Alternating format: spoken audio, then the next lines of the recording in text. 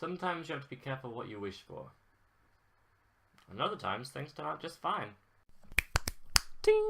It's no hyperbole that Into the Woods is my favourite Stephen Sondheim musical. I love his work. I love his ridiculous, crammed-in number of words into a sentence in a song. I love the fact that he can make ridiculous things rhyme. I love how over-the-top everything he does is, like Sweeney Todd. Into the Woods is the one I've seen the most versions of, and it's the show I love the most because of how unusual what it's doing is. Those of you who don't know what the plot of Into the Woods is, the opening song describes it very well. Once upon a time, there was a series of fantasy characters from Brothers Grimm and various other stories, and they all lived in the same world, interconnected by the woods. The big, the dark, the spooky woods. And they all have wishes. They all have things they want. So Act 1 is very, go and find your wish. Go and make it happen. You can achieve your dreams. You can achieve your fantasies. Act 2 is wishes have consequences. For some, the consequences are the things the wish has also affected in the world. And for others, the wishes may not have been all that they wanted, really. And things turn sour. And I love it. So when Disney announced that they were doing an adaptation of Into the Woods, in the words of Little Red Riding Hood, that's when I really got scared. Well, excited and scared, and though scary is exciting, nice is different than good. But I'm super happy to report that this is not Les Miserables. This is not a, how do we film up this musical? It's very much a, let's do this musical, what assets do we have that we couldn't have on Broadway? Do you have close-ups so you can have really good makeup and things like Meryl Streep? You have costumes that aren't about the bigness of them, but about the detail of them. You have CG that you can use to transition scenes better with. It's utilizing functions of cinema rather than making it filmy. Honestly, it feels like I've just seen another production company doing Into the Woods. And that's great. I didn't want to see some weirded up, cut down, abridged, pasted together, musical-esque film. I wanted to see Into the Woods because I bloody love it. Like with any time you see another musical put on by a different company, there are some people who stand up more to me than others, and some people who, despite their good performances, are not my headcanon for who I see in this film. And that's no insult on anyone. Chip Zane will always be the baker to me. But James Corden, as much as I was worried because his humor is very, very varied, you can tell he just turned up for auditions like everyone else and did a damn good job and they hired him. He is fun, he's emotional, he's funny, he deserves to be there, and it's fantastic to see him do that. And as much as the advertising is on Meryl Streep, and as much as I love Meryl Streep, and as much as she does a good job as the witch who doesn't know how to talk to people and is just weird, but if people actually tried to understand her, maybe they'd get somewhere, the witch is always going to be Bernadette Peters for me, because Bernadette effing Peters. This woman is a powerhouse on Broadway. She is funny, she can sing, she is improv. She's so good. She is so good.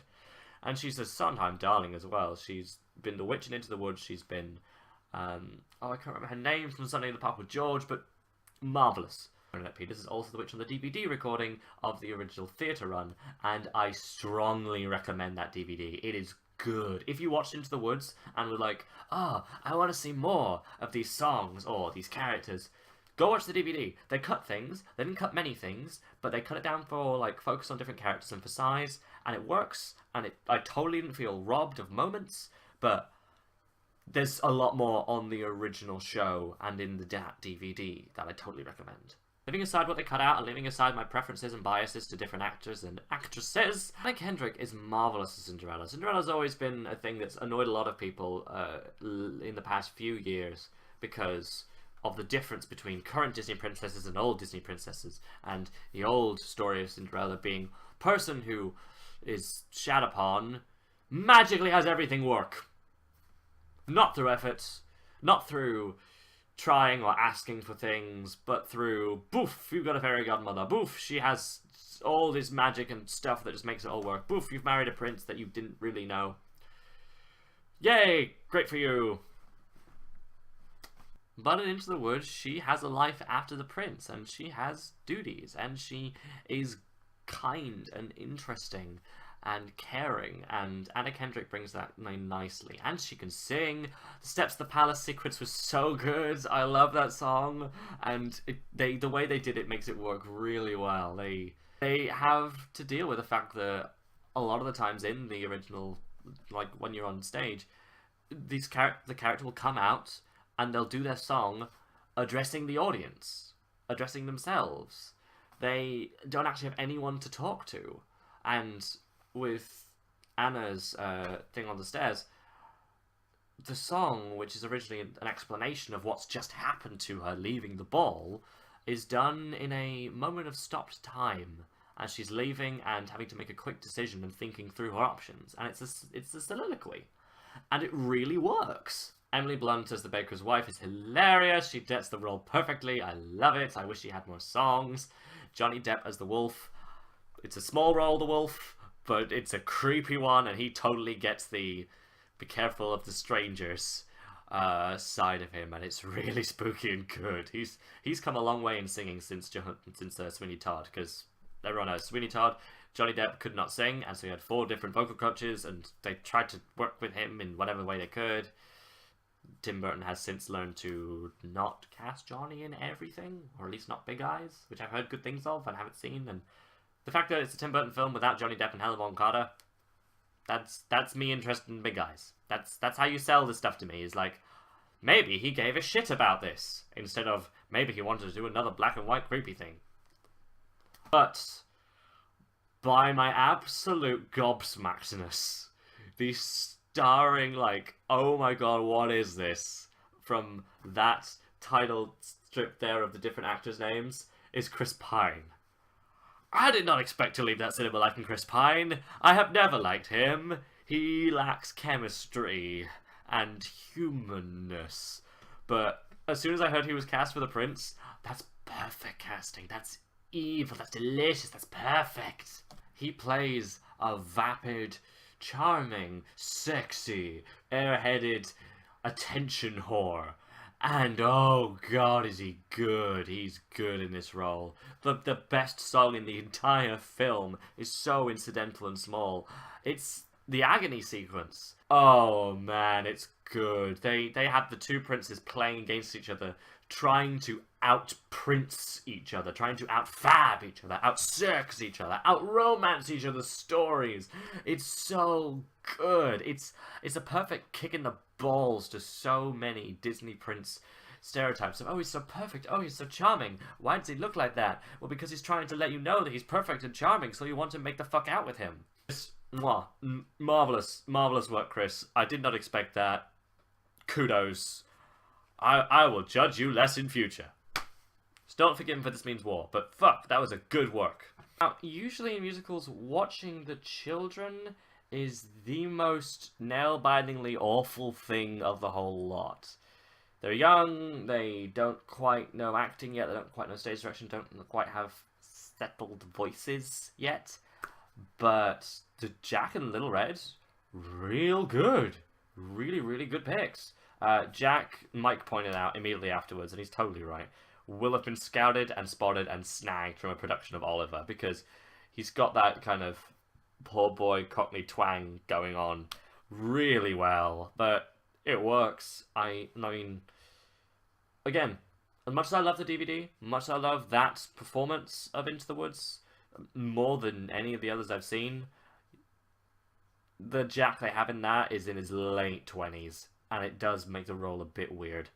He's meant to be super young, he's meant to be that, he's meant to be Daniel Huddlestone, and Dan does a really good job. He sells the part, he sells his affection for Milky White the cow, he sells his want to protect his mother and help people, and his youngness and being able to be dared into doing things that are very dangerous and very risky.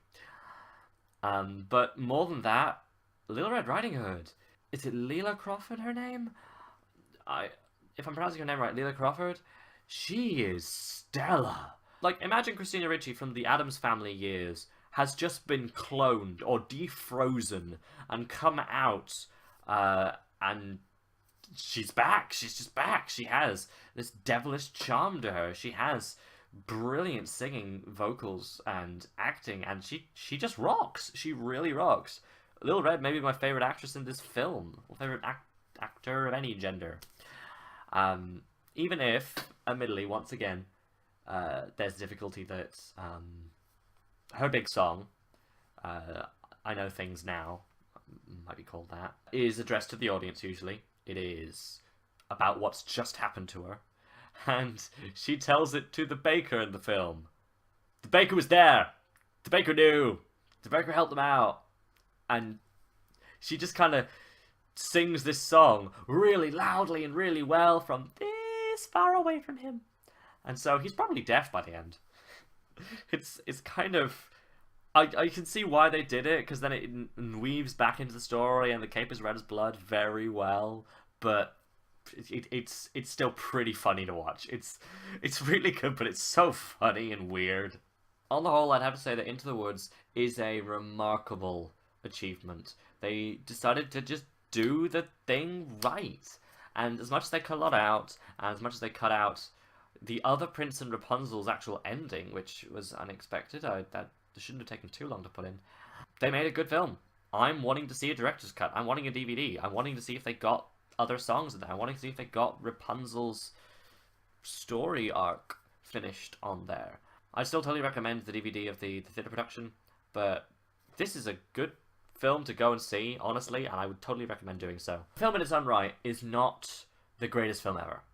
It's not gonna, like, change the world, but it's still really good. A lot of people I've spoken to said it's really good as well, so it's not just me being a total fan person, but still, love it. Love it, love it, love it. I totally recommend going and seeing it. Also, total side note, for those of you who have heard that Meryl Streep has an original song in this, she does. It's cut. Again, DVD, wanting to see. There is an original song Sondheim wrote for this and sung to her, and she had in this film that they didn't put in the film. Which makes me think that there's a lot more on the DVD. So I'm going to go watch the DVD as soon as there's a DVD. Do you like food? I like food. Help me buy and make food on Patreon. The threat of starvation.